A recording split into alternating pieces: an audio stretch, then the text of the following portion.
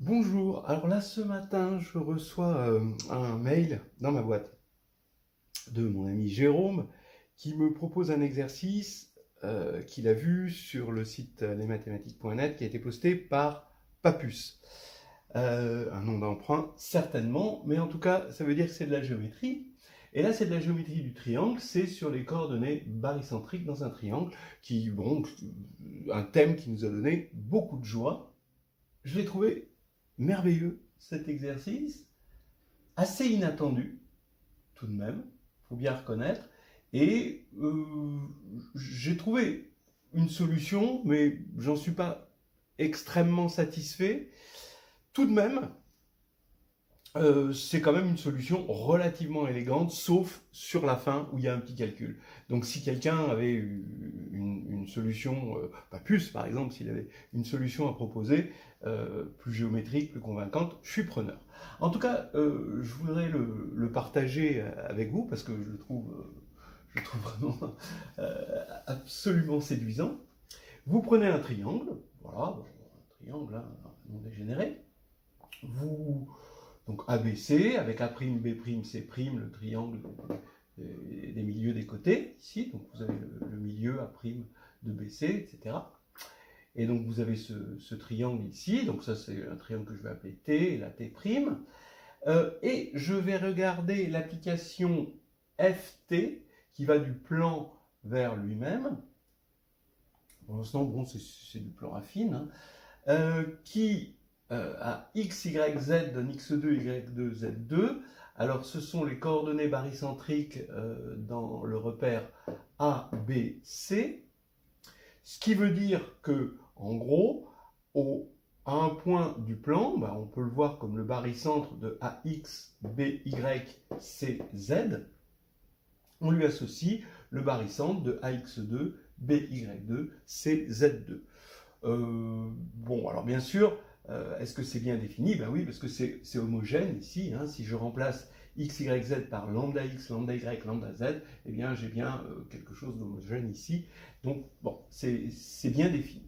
Voilà, donc pour l'instant, on a une application bien définie. Ici, comme x, y, z sont des réels, là ici on a des réels positifs. Ça veut dire que l'application, on voit le plan à l'intérieur du triangle, hein, d'accord. Bon. La question est la suivante, il faut trouver ft de t'. Donc quelle est l'image de t' par cette application ft qui est définie par ce triangle?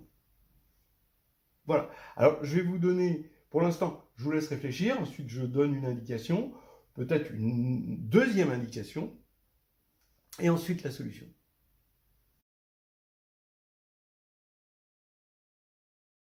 Eh bien oui, c'est l'ellipse de Steiner du triangle T. Alors, pour ceux qui ne connaîtraient pas l'ellipse de Steiner d'un triangle, on en a parlé à maintes reprises sur cette chaîne. Il s'agit de l'ellipse tritangente aux côtés du triangle, passant par A', B' et C', donc les milieux des côtés. Bon, le dessin n'est pas très joli, mais ça donne une idée. Hein, vous voyez, ici, c'est une ellipse. Elle passe par A', B', C' et elle est tangente ici, derrière. En fait, on ne s'attendait peut-être pas à ce que ce soit quelque chose d'aussi lisse, hein, parce qu'on était parti d'un triangle, mais oui, parce qu'on sait bien que la racine carrée, hein, ça peut transformer quelque chose de lisse en quelque chose de pas lisse, puisque c'est pas dérivable en zéro. Donc vous voyez, dans ces points-là, effectivement, on peut imaginer que les choses deviennent pointues. Hein. Alors maintenant, je vous laisse montrer que c'est une ellipse de Steiner. Et je ne vais pas vous donner tout de suite la solution, la prochaine étape, je vous donne une indication. Pour moi, hein, l'idée principale de la solution, c'est qu'on peut se ramener par un élément du groupe affine, que je vais appeler petit g, à notre triangle préféré. Alors pourquoi? Tout est ce qu'on appelle équivariant dans ce problème pour le groupe affine. Regardez quels sont les invariants du problème. C'est ça qui est intéressant dans certains problèmes de géométrie, de les regarder avec l'œil du groupiste. C'est-à-dire, quel est le groupe qui agit sur ce problème et qui rend invariant ce problème pour pouvoir me ramener à une situation intéressante où les choses sont un peu plus illuminantes. Bien. Là d'abord, l'ellipse de Steiner, ça c'est quelque chose que vous pouvez trouver dans Carnet de voyage en algébrie. L'ellipse de Steiner, ou dans le G2 aussi, l'ellipse de Steiner, effectivement, elle a ce côté équivariant pour GA. Dans le sens que, si je regarde l'ellipse de Steiner du triangle T, et que je transforme cette ellipse-là, ET, l'ellipse de Steiner pour T, par un élément du groupe affine petit g, eh bien, j'obtiens exactement l'ellipse de Steiner pour G de T. Alors, pourquoi? Parce que je sais que je vais obtenir une ellipse, parce que l'image d'une ellipse par un élément du groupe affine, c'est une ellipse, parce que c'est une conique compacte, d'accord? Un élément du groupe affine, il va transformer un objet de degré 2 en un objet de degré 2, donc ça va être une conique et qui est compacte, donc ça conserve la compacité, donc ça va être une ellipse. Ensuite, comme G va transformer le triangle T en G de T, il va transformer A, B, C en G de A, G de B, G de C, et comme il y a conservation des barycentres, eh bien il va laisser fixes les milieux. Donc déjà, l'image de l'ellipse, ça va être une ellipse qui va passer par les milieux des côtés du triangle image. Bon. Ensuite, G, appartenant à G de A, c'est un difféomorphisme, donc il conserve la tangente. Alors donc, la tangente de l'ellipse image, ça va être l'image par la différentielle de la tangente de départ. Et la tangente de départ, c'est le côté, bien sûr, tous les côtés du triangle sont transformés en les côtés du triangle de G de T. Donc vous voyez bien que l'ellipse de Steiner, elle est globalement conservée, dans le sens que G de ET, c'est E de G de T. Je vous rappelle au passage que l'ellipse de Steiner est unique, c'est pour ça qu'on dit l'ellipse de Steiner. Bien, alors maintenant il y a une autre équivariance, c'est celle apportée par la fonction f indice t, c'est-à-dire que quand on regarde ce petit schéma-là, je prends le barycentre de AX, BY, CZ, et je le transforme par G, qui est dans le groupe affine. Donc, comme G est dans le groupe affine, il va transformer ce barycentre en le barycentre de G de AX, G de BY, G de CZ. C'est la conservation du barycentre. Bon, bien connu. Maintenant, F de T va transformer ici ce barycentre en celui-ci. C'est ça, c'est sa définition. Et F de G de T va transformer ce barycentre en celui-ci. C'est aussi sa définition. Alors, vous remarquerez au passage que je l'ai appelé FT, je ne l'ai pas appelé FABC, parce qu'en fait, je peux permuter le barycentre, c'est stable par permutation. Donc, en fait, F ne dépend que du triangle et non pas du triangle ordonné, en quelque sorte. Bon, ça, c'est un détail. Mais, en tout cas, on voit avec ce petit schéma que quand on passe par G puis FGT, c'est pareil que quand on passe par FT et G. Résultat des courses, si j'arrive à montrer pour un triangle, G de T, que le résultat est vrai, c'est-à-dire F indice G de T de G de T', donc l'image ici de ce triangle, lui aussi c'est équivariant, c'est une évidence, de G de T' est égal à l'ellipse de Steiner de G de T, voilà, alors, regardez, là j'ai F indice G de T rond G, donc c'est ça, mais c'est égal à ça, d'accord, voilà, donc ça fait G de Ft, ici, de T' est égal à l'ellipse de Steiner de G de T, c'est-à-dire G de l'ellipse de Steiner de T. Donc je peux simplifier par G et j'aurai mon résultat, le résultat que je veux, c'est-à-dire que l'image par F de T', c'est l'ellipse de Steiner de T. Donc ça veut dire que, pour le groupiste, l'histoire est terminée, il a fait son boulot, le bonheur est terminé aussi. Pour le géomètre, le bonheur commence, puisqu'il va pouvoir travailler sur son triangle préféré. Et 3 pour le géomètre groupiste, et ben c'est que du bonheur cet exercice.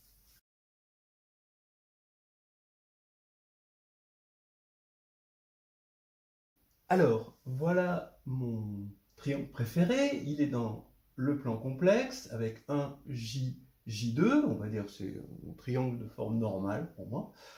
Et son ellipse de Steiner, puisqu'elle est unique, ça ne peut être que le cercle inscrit au triangle. Effectivement, il passe par les milieux des côtés et il est tritangent. Et c'est une ellipse, évidemment, puisque c'est un cercle. Bien, eh bien, on va montrer que le petit triangle ici, d'accord, va avoir pour image ce cercle-là, ce cercle inscrit, mais en fait, si j'arrive à montrer que ce côté va aller sur cette portion du cercle, ben encore par équivariance, en faisant tourner grâce à une rotation, hein, et d'après ce qu'on a vu tout à l'heure, eh bien, je vais avoir cette partie-là qui ira sur cette partie-là, etc., etc., et j'aurai tout le cercle. Donc, il suffit de montrer que l'image de ce segment, c'est cette portion de cercle. Ben oui, qu'est-ce que c'est que ce segment? Ben ici, j'ai le milieu de 1 et de J, donc c'est 1 plus J sur 2. Là, c'est 1 plus J2 sur 2. Je regarde le segment, je le paramétrise par T entre 0 et 1, donc j'ai T et 1 moins T là. Bon, donc je l'écris et je vois apparaître un barycentre avec des coordonnées barycentriques. Bon, je multiplie par 2 parce que bon, c'est homogène, hein. Donc en fait, mon point courant, hein, pour un certain T, ici, va être le barycentre de 1, 1, JT et J2, 1 moins T. Donc, l'image par F de mon triangle, ici, qui maintenant est celui-ci, c'est le barycentre de 1, 1, JT2, ben, 1, il est devenu 1 au carré, hein, bien sûr, JT2 et J2, 1 moins T carré. Donc, dans un premier temps, je montre que FT du segment, il est inclus dans le cercle. Ben oui, il suffit, puisque c'est le cercle, vous voyez, il passe par moins 1,5, hein, le milieu de JJ2, donc c'est le cercle de rayon 1,5 et centré évidemment en haut. Donc, il suffit de montrer que le module, hein, de ce barycentre, il est égal à 1,5. Donc, ben oui. Bah, mais là, c'est un calcul. Ça, bon, faites-le. Bon, c'est pas, il n'y a rien d'illuminant à ce calcul-là, mais on fait un calcul et de façon extraordinaire, on tombe sur 1,5. Donc bon, on n'est pas là pour détailler les calculs, surtout avec un petit tableau comme ça, mais bon, on comprend que si on fait le calcul, on tombe là-dessus. Bien.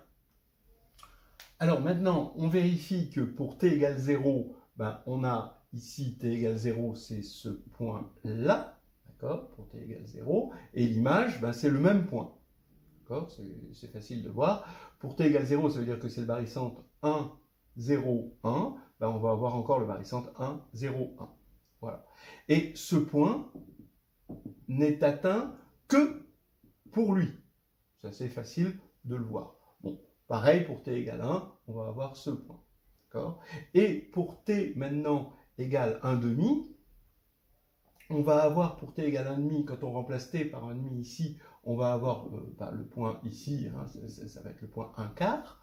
Et 1 quart, on voit qu'il va aller vers le barycentre de 1, 1, J 1 quart et J2 1 quart, et ce qui nous donne 1,5 après calcul. Donc on voit que ces trois points vont aller vers ces trois points-là. On va avoir une courbe continue qui va aller de ce point-là vers ce point-là et qui va passer par ça. Donc ça aurait pu être de l'autre côté.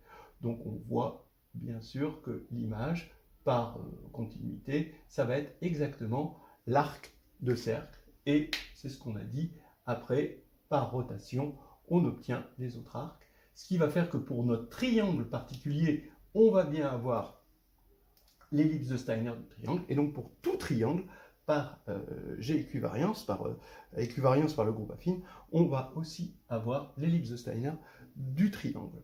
Voilà, donc merci à Jérôme de m'avoir indiqué cet exercice, merci à Papus de l'avoir partagé, et puis de toute façon, voilà, si vous avez des beaux exercices, partagez-les, et si vous avez une solution géométrique pour cette chose-là, parce que je suis un petit peu frustré d'avoir fait ce calcul-là. Vous pouvez le faire, vous tombez sur un polynôme de degré 4 et un polynôme de degré 4 et qui se simplifie.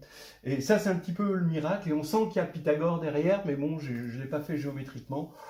J'ai pas vu comment ça se faisait. Bon, voilà, si quelqu'un a une idée, qui nous l'indique. Merci et à bientôt.